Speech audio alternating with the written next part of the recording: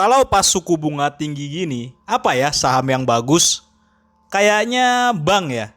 Karena kan dia bisa kasih bunga kredit yang tinggi gitu. Eits, jangan asal menyimpulkan dulu. Saham bank juga pusing kalau suku bunganya udah tinggi banget.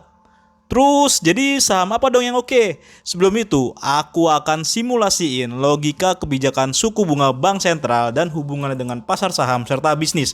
Biar kamu bisa paham logikanya gimana. Oh iya, sebelum itu jangan juga lupa buat ajak kerabat, mantan, keluarga, musuh, dan sebagainya untuk subscribe channel YouTube Mikir Duit ya. Oke, ditunggu loh, wajib.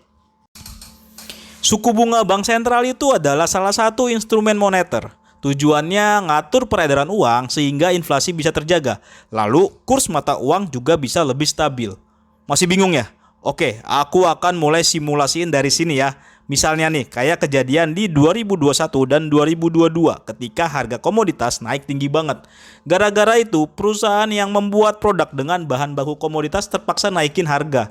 Masyarakat yang mau beli produknya pun terpaksa beli di harga yang lebih tinggi. Hasilnya, pengeluaran masyarakat bertambah meski penghasilannya belum tentu naik.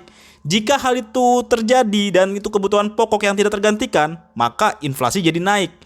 Inflasi yang naik bisa jadi bahaya kalau tidak dikendalikan. Karena nanti harga barang naik terus sampai masyarakat tidak lagi mampu untuk membeli sehingga mempengaruhi pertumbuhan ekonomi. Lalu nilai mata uang juga menjadi tidak berharga lagi. Misalnya nih, dulu sebelum inflasi tinggi 100.000 bisa buat beli 2 mangkok ramen. Tapi ketika inflasi naik cukup signifikan, 100.000 hanya bisa cukup untuk membeli 1 mangkok ramen. Nah, artinya jadi butuh lebih banyak uang kan untuk belanja. Nah, untuk antisipasi hal tersebut, bank sentral datang sebagai penyelamat. Caranya adalah dengan dia menaikkan suku bunga acuannya. Seperti apa tuh? Seperti misalkan di Indonesia tuh ada yang namanya BI 7 Days Reverse Repo Rate yang sebagai acuan dari suku bunganya Bank Indonesia. Lalu apa efek dari kenaikan suku bunga acuan tersebut? Efeknya adalah suku bunga kredit yang floating itu yang lagi berjalan mengalami kenaikan.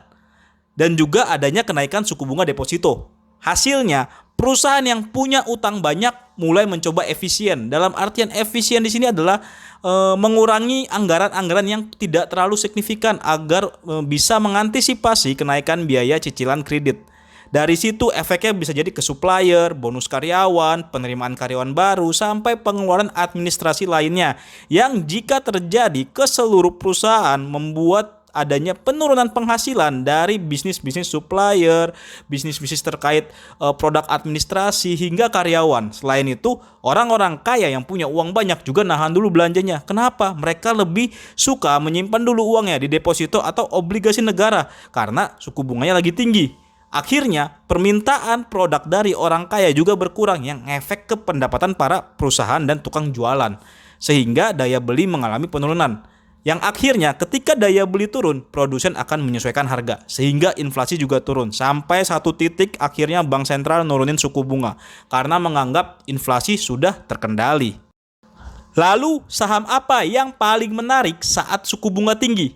Sebenarnya seluruh sektor bisnis terkena imbas negatif dari suku bunga tinggi. Makanya saat suku bunga tinggi, pasar saham cenderung bearish atau sideways. Termasuk sektor perbankan. Kok bisa? Bagi bank, mereka bisa diuntungkan jika posisi suku bunga acuan bank sentral dalam mode transisi dari level rendah ke tinggi atau sebaliknya dari tinggi ke rendah.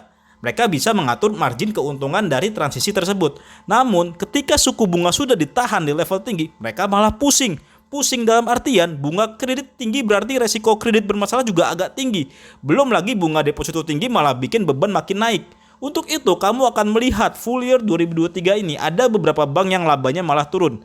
Ya, karena dia harus naikin pencadangan antisipasi kredit bermasalah, lalu marginnya juga turun gara-gara beban bunga deposito yang tinggi. Untuk itu, ketika suku bunga lagi tinggi, biasanya efek ke pasar saham kurang menarik. Akhirnya banyak yang mengamankan aset ke instrumen yang lebih aman seperti obligasi atau deposito karena tingkat suku bunganya sudah menjadi lebih menarik. Kalau gitu saham apa yang oke saat suku bunga tinggi? Saham yang oke saat suku bunga tinggi adalah saham yang fundamentalnya bagus dan punya valuasi yang sudah murah. Coba tebak, apa saham bagus yang valuasinya sudah murah saat ini? Kalau saham Big Bang jujur aja masih agak mahal ya hitungannya, walaupun kalau ngomongin BCA ya bakal mahal terus gitu.